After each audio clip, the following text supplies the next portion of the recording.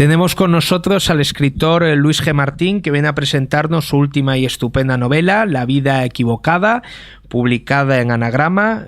Buenas tardes y gracias por visitarnos. Buenas tardes y gracias por invitarme.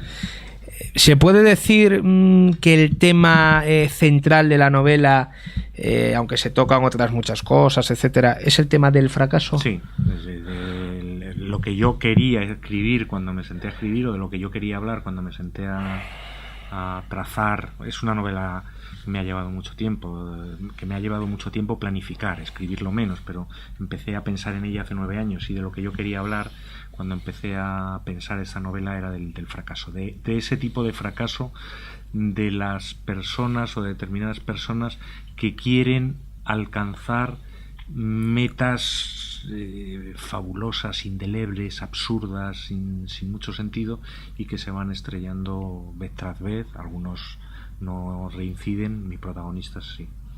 Entonces, la vida equivocada vendría a hacer alusión a esa vida equivocada, a ese camino que creemos nosotros que es el nuestro y que sin embargo se nos antoja como un error. O sea, quizás si en vez de dedicarnos, por hablar de más, ¿no? Ahora hablaremos más en profundidad, pero él está empeñado, está convencido de que va a ser escritor, y además un gran escritor. En algún momento dice el gran escritor del siglo.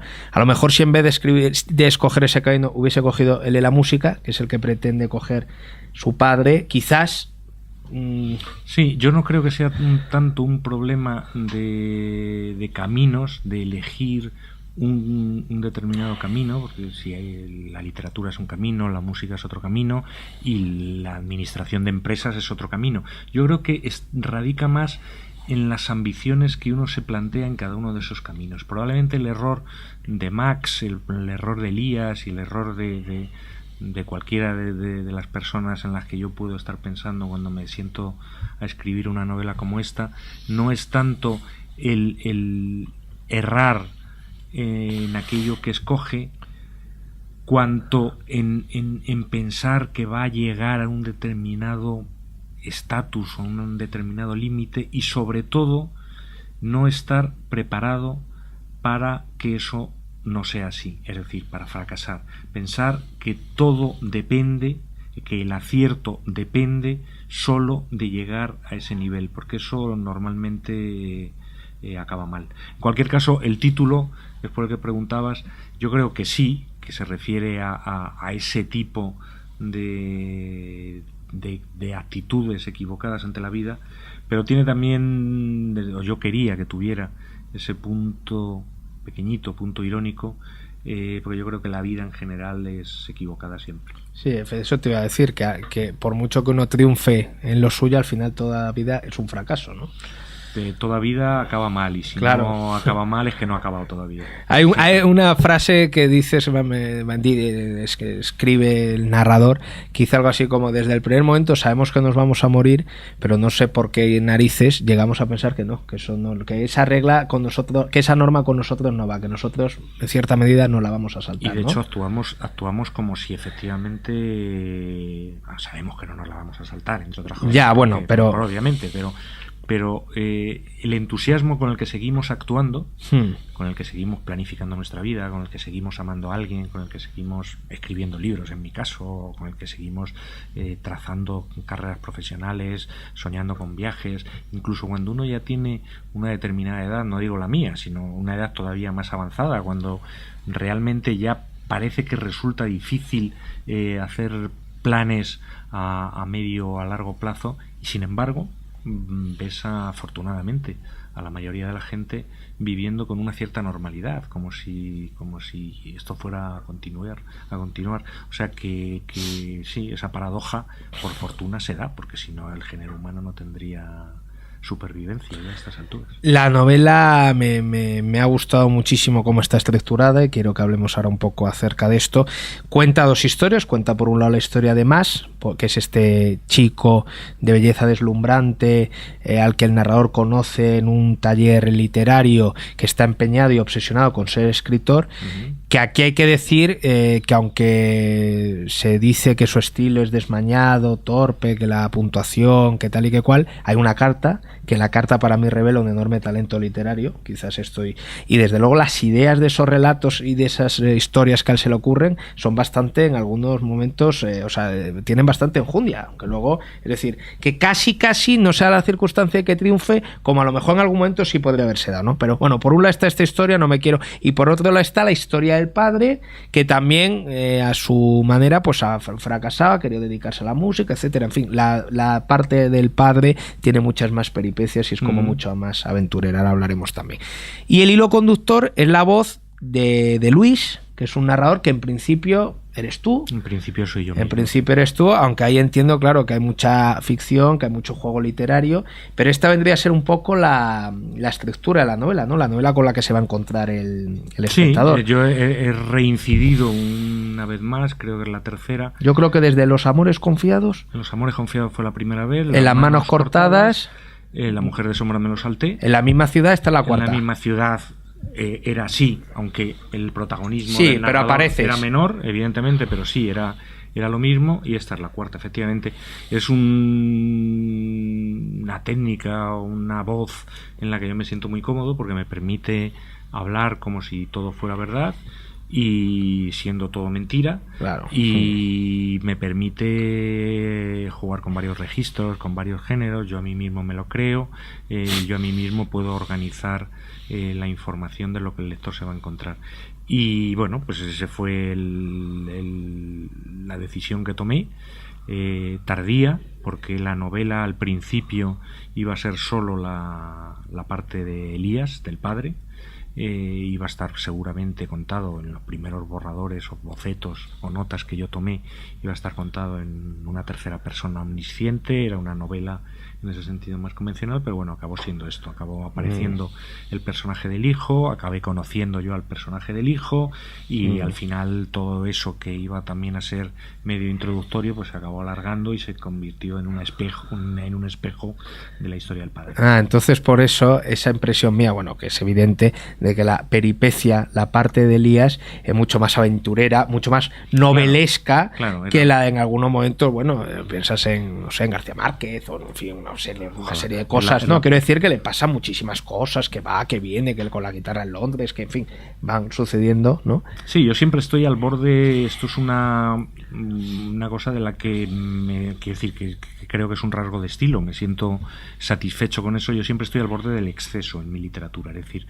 los personajes que trazo, los personajes que dibujo, incluso los que no son tan principales, sino que quedan por detrás, en este caso la madre, por ejemplo, siempre tienen un punto de exceso, de extravagancia vital. Les ocurren... El trastorno de la madre, el origen... Claro, les ocurren muchas cosas, y además cosas, pues eso, al borde de lo que es humanamente soportable. Y en el caso de Elías, parte de lo que yo quería contar venía de la acumulación, es decir, como decía antes, esa reincidencia del personaje en insistir en buscar ese éxito, si no es por aquí, que sea por allí, y si no por allí, y ir dándose vez tras vez con la cabeza contra el muro de la vida. Entonces la historia del hijo surge después, no es una cosa, porque yo en algún momento pensé, digo, a lo mejor estos son dos ideas que Luis tenía y las ha reorganizado para darle una unidad. No fue tanto así. Fue el germen de la novela, como te digo. He estado tomando notitas en los cuadernitos estos que usamos los escritores, o que yo por lo menos uso, desde luego. Notitas durante 9 años.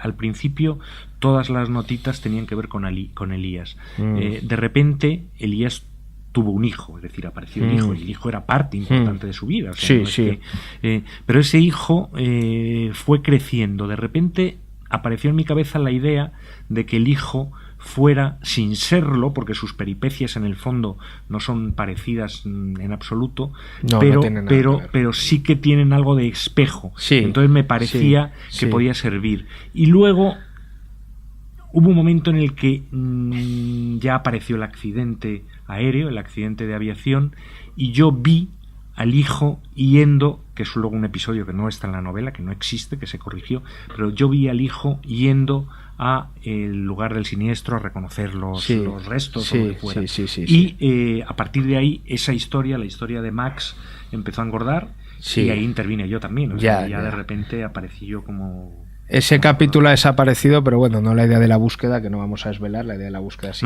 es fundamental. Es fundamental en la novela. Efectivamente, sirven las dos historias como espejo, de manera muy, muy sutil, y una de las cosas que las dos historias se parecen es que los dos fracasan, pero están, en un momento determinado, traban relación con personas que se dedican a lo que ellos les gustaría dedicarse y que sí triunfan. En el caso de Elías eres tú, es Luis, el narrador. En el caso de Max. Perdón, de Max. Y en el caso de Elías, este amigo al que ayudó, quitándole esos miedos, etcétera. O sea, que sí que hay, aunque son dos historias distintas, y sí, bueno, y luego hay personajes, claro, como el de Ricardo, que sí unen, que los vincula, vinculan y las dos historias, sobre todo el espíritu, o sea, ese espíritu de los dos de ser, como recordabas tú antes, yo quiero ser el escritor más grande del siglo y yo quiero ser el cantante, no lo digo expresamente, pero quiero ser el gran cantante, quiero triunfar, esa necesidad de... Dices que tus personajes van que los llevas al exceso, y a mí una de los rasgos de tu literatura que más me interesa es precisamente que tú siempre y además en esto hay muy pocos escritores hoy en España que lo hagan como tú, ¿no?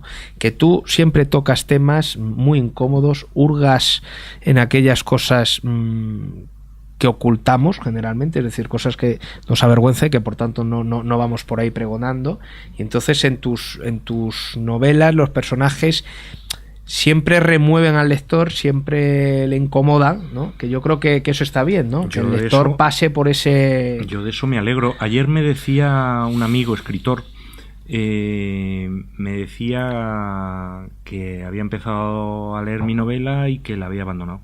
Que la había abandonado porque se incomodaba. Porque en un determinado momento dijo: Luis no me va a amargar a mí el fin de semana, y la había abandonado, y además creo que de alguna manera la había abandonado definitivamente, o sea, no es que la hubiera abandonado de momento. Y me decía: pero no te lo tomes como no te lo tomes a mal, sino tómatelo casi a bien.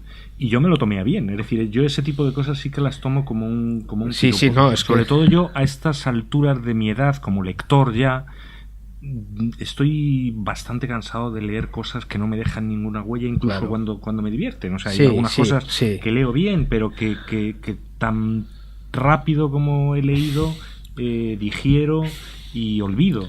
Entonces, siempre agradezco como lector aquellas cosas que me descolocan un poco, que me hacen fruncir el cejo, que me revuelven el estómago, y que me hacen, que este es el gran sueño de todos los escritores, y luego se puede cumplir muy poquito, pero que me hacen pensar en algo, reflexionar en esas ideas que todos tenemos, que son socialmente admitidas, que todos compartimos, y que de repente dice, bueno, pues a lo mejor tampoco es tan así como repetimos y como creemos, y por eso, bueno, pues hay alguna serie de temas que son recurrentes en mi literatura, el de la pederastia, por ejemplo, que es un tema en el que yo no he tenido nunca ningún tipo de vínculo de nada, y aparece con una cierta aquí recurrencia. Además de las dos historias aparece aquí. Sí, y aparece con una cierta recurrencia. Yo creo que por eso, por un lado, porque es todavía de esos tabús sociales que incomodan a la gente, que me incomodan a mí mismo. Ese y el incesto son las únicas cosas que yo creo que quedan, que todavía nos removemos, despiertan una unanimidad. Y entonces en ese sentido pues al final acaban estando ahí, porque me parece que yo a mí mismo, antes que al lector, quiero preguntarme realmente qué hay de incómodo en eso. Bueno, y te voy a hacer, este lector tuyo que decías, ¿ha leído La mujer de sombra? Sí.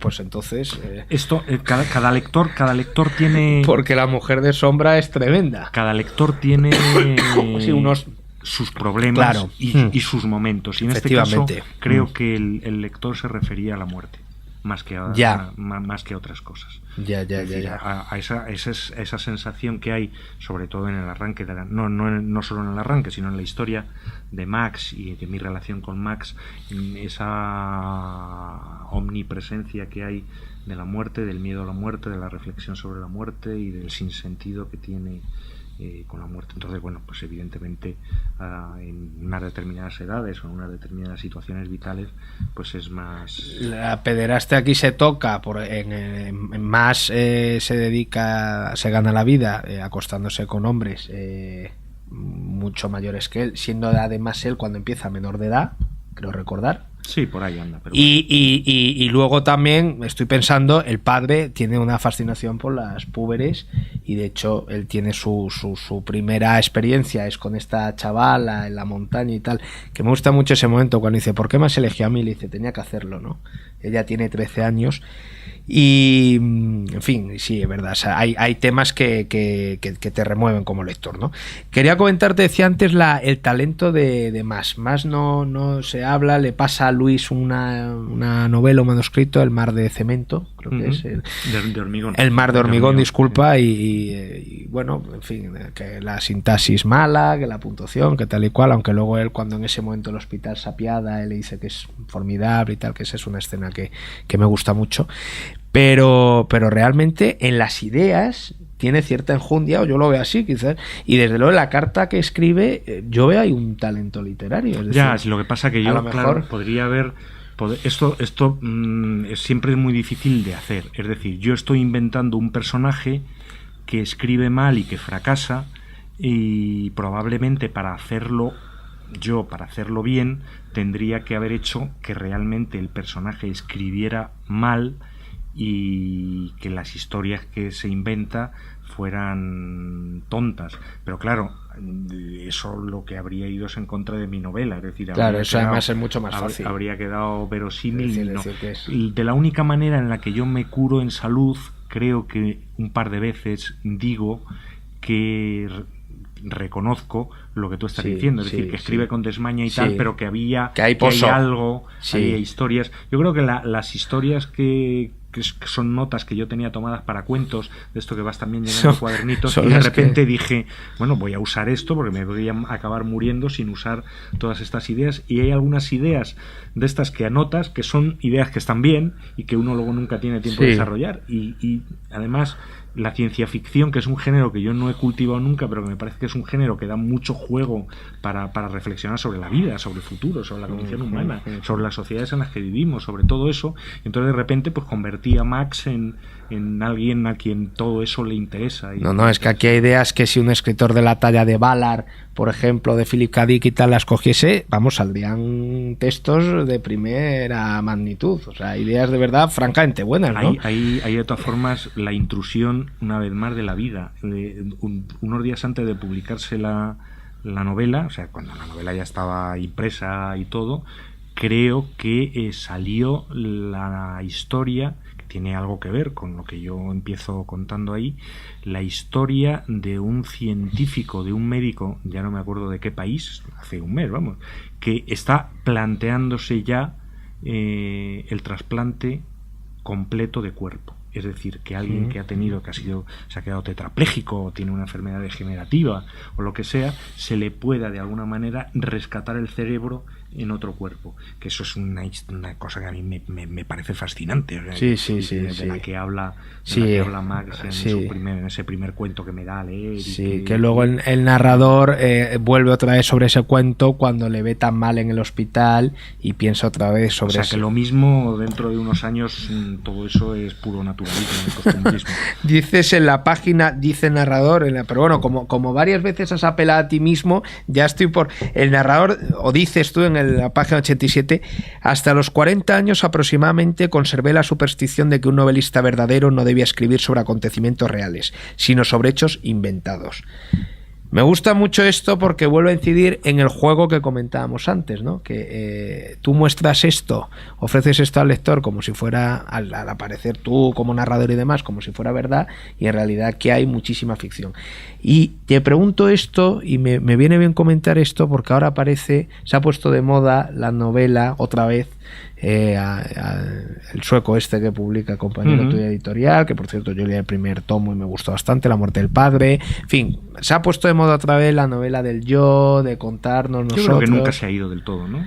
Posiblemente no, pero recuerdo que con Cerca se volvió a poner, cuando son los de Salamina, volvió otra vez un poco el debate.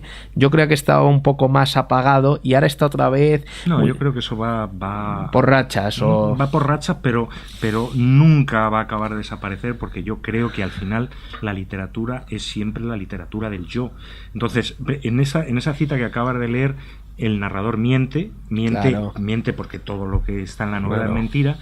Pero Luis G. Martín no miente, porque realmente lo piensa. Es decir, primero, yo pensé durante mucho tiempo que un buen escritor, lo que no podía hacer era contar su vida o la vida de una crónica. Para eso no hace falta ser escritor, y eso es mentira. Es decir, sí hace falta, para cualquier cosa hace falta ser escritor. Y por otro lado, Luis G. Martín, de hecho, lo siguiente que va a escribir ahí está escrito desde un yo auténticamente sincero, o sea, no hay autoficción, no hay ficción, es un libro confesional, ¿no? Es un libro confesional, y yo creo que sí que es verdad que en un determinado momento de la vida de uno hay ya tantas cosas que han ocurrido, bueno, pues que se puede empezar a abrir cajones y tirar de ese material, lo que dices aquí. Y no hay por qué buscar en imaginaciones, que no está mal, vamos, quiero decir, cada uno no lo vaya a volver a hacer, o sea, Pero, ¿y el retrato que hace Luis, que haces tú de ti mismo en el libro?